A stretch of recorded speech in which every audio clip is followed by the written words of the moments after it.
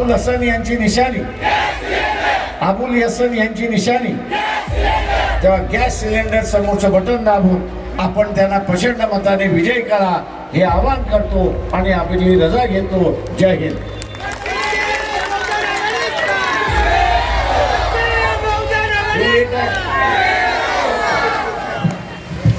वंचित बहुजन आघाडीचा आंबेडकर आगे बढ़ो, अबुल हसन भैया आगे बढ़ो, वंचित बहुजन आघाडीचा. देखिए, एक बात है, बीजेपी जब 2014 में सत्ता में आई तो 2012 में उनका आंदोलन था कि 2G स्कैम पे बहुत बड़ा घोटाला हो गया है, 2 लाख करोड़ का घोटाला हुआ है मनमोहन सिंह की, ऐसा उनका बयान था. उसके बाद में 2014 में जो चुनाव हुए, लोगों ने बीजेपी को सत्ता में लिया. बीजेपी को सत्ता में ले आने के बाद बीजेपी ने भी वही रवैया किया जो कांग्रेस का रवैया था. इन्होंने इलेक्टोरल बॉन्ड से पैसा लेने की कोशिश की.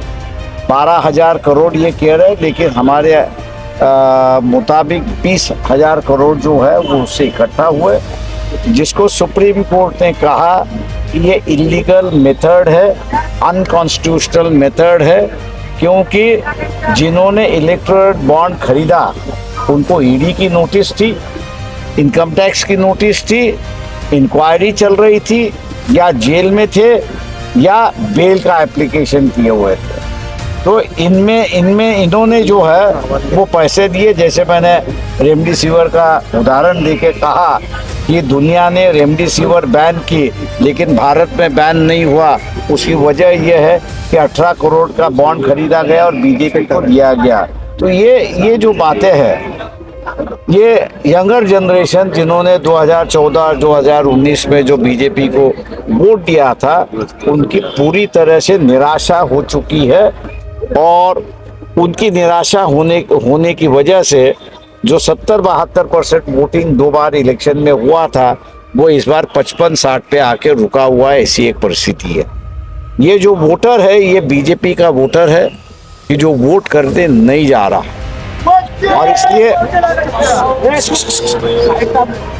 और इसलिए जो नारा भारतीय जनता पार्टी और नरेंद्र मोदी दे रहे थे कि 400 पार, अब धीरे धीरे उनका 400 पार का आंकड़ा कम होते हुए 300 पे आया हुआ है. और आज के मुताबिक मैं समझता हूँ कि उन्होंने ये कहा है कि हम कम से कम 280 आ जाएंगे. 2 और चरण बाकी है. ये 2 चरण आने के बाद जो है इनकी आंकड़ा और नीचे आ जाएगा. हम लोग ने वंचित बहुजन आघाड़ी ने 2.5 महीने पहले कहा था कि ये 220 से 240 के बीच में रहेंगे. उस वक्त लोगों ने हमको लोगों ने हमारे बयान पर कोई विश्वास नहीं रखा. लेकिन अब लोग पूछते हमको कि भैया ये आपको कैसी जानकारी थी. मैं जानकारी नहीं कहूँगा, लोगों की मन की बात जो है, मोदी अपनी मन की बात कहते थे, लोग अपने मन की बात हम लोग से कह रहे थे. और यही था कि गैस सिलेंडर, महंगाई जो है और बेरोजगारी जो है वो बढ़ते जा रही है, उससे लोग तरसते और कहीं ना कहीं बदलाव की राजनीति वो चाहते थे. भारतीय व्यवस्था में वो अचानक बदल नहीं चाहते और संविधान को बदलेंगे इस बयान से लोगों को लगा कि अचानक बदल आ जाएगा. और अचानक बदल जब आता है तो वो सैलाब लेके आता है, और लोगों को सैलाब इस वक्त नहीं चाहिए था. इसलिए लोगों ने कहा कि मोदी को ही बदल दो ताकि व्यवस्था वैसी की वैसी बरकरार रहे. इस बात को जो है मैं कहूँगा, एक बड़े इंडस्ट्रियलिस्ट थे, उन्होंने कहा कि ये जो हमारा प्रोडक्ट है, कंपनी का जो प्रोडक्ट है, जो आज मार्केट में बिकता है, हमको बिकने की ज़रूरत नहीं है. प्रोडक्ट अपने आप बिकता है. उसकी वजह ये है, उन्होंने कहा कि हमारे 3-4 पीढ़ियाँ जो है उन्होंने मेहनत की, लगन किया और एक विश्वास हासिल किया हुआ है. इस विश्वास की वजह से ये प्रोडक्ट हमारा बिक रहा है. हम तो सिर्फ उपभोक्ता हैं.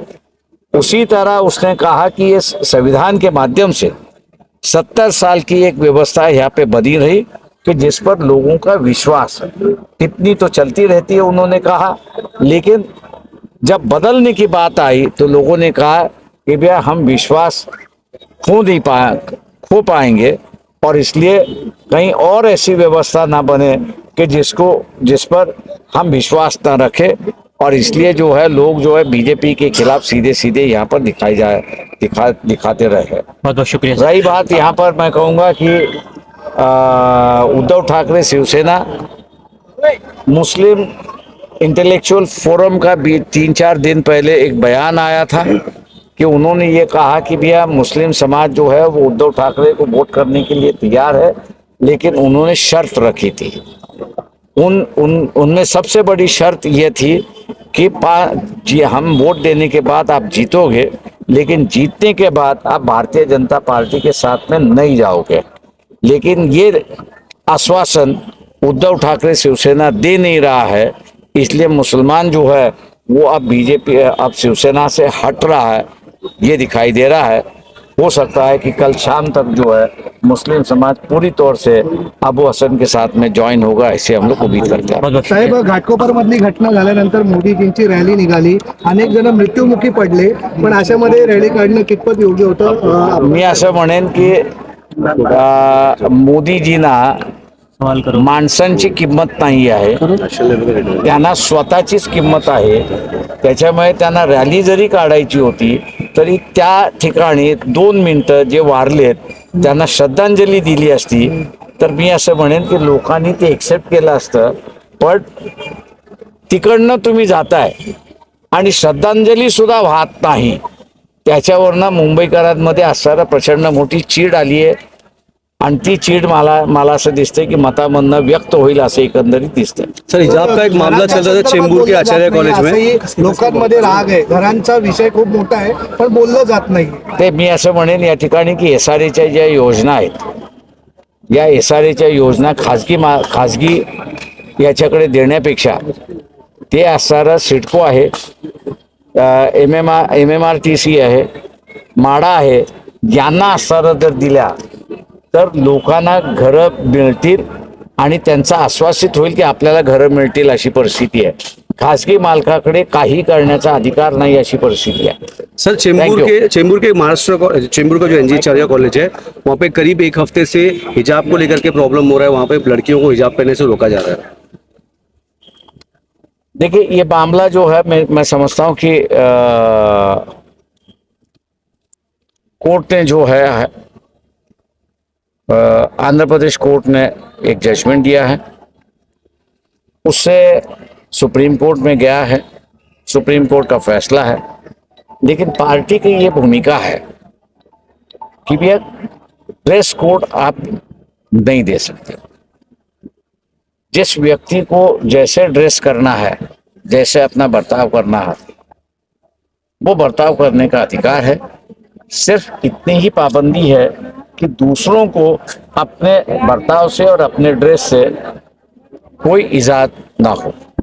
तो इसलिए ये आज़ादी जो है संविधान ने दी हुई है, इस आज़ादी को बरकरार रखना चाहिए, ये पक्ष के हम लोग हैं। Okay sir, thank you. असणारं चित्र हे हळूहळू बदलत चाललंय अशी परिस्थिती। ज्यांची भाषा अशी होती की तुम्ही आता 2029च्या निवडणुकीची तयारी करा, त्यांना आता असारा गल्लोगल्ली फिरावं लागते अशी असणारी परिस्थिती आहे। मतदाराला गृहीत कधी धरता येत नाही। निवडणुका जोपर्यंत जाहीर झाल्या नव्हत्या तोपर्यंत लोक शांत होते, आपलं मत सांगायला तयार। निवडणुका जाहीर झाल्या आणि हळूहळू मतदार हा बोलायला लागला की गेल्या 10 वर्षाच्या कालावधीमध्ये नरेंद्र मोदीने स्वतःचं व्यक्तिमत्व वाढवलं पण लोकांचं वाटोळं केलं अशी असणारी परिस्थिती आहे। या देशातील शोषित वंचितांना माणूस म्हणून जगण्यासाठी ज्यांनी लढा दिला, ज्यांनी समाज परिवर्तन केलं, ज्यांनी व्यवस्था परिवर्तन केलं आणि गाव कुसाबाहेरच्या या मुख्य धारेमध्ये बसवलं, त्या सर्व महामानवांना, महामातांना त्रिवार अभिवादन. मंचावर उपस्थित पक्षाचे राष्ट्रीय अध्यक्ष श्रद्धेय बाळासाहेब आंबेडकर, महाराष्ट्राच्या प्रदेशाध्यक्ष रेखाताई ठाकूर आणि उपस्थित सर्व बंधू भगिनींनो, येत्या 20 तारखेला 5व्या टप्प्याचं मतदान महाराष्ट्रात होतंय. महाराष्ट्रातला हा शेवटचा टप्पा आहे आणि या शेवटच्या टप्प्यामध्ये वंचित बहुजन आघाडी ज्या ताकदीने, हिमतीने आणि निकराने पहिल्या टप्प्यातल्या जागा लढली. अस्सलामु अलैकुम वरहमतुल्लाहि वबरकातुह. जय भीम, जय मीम.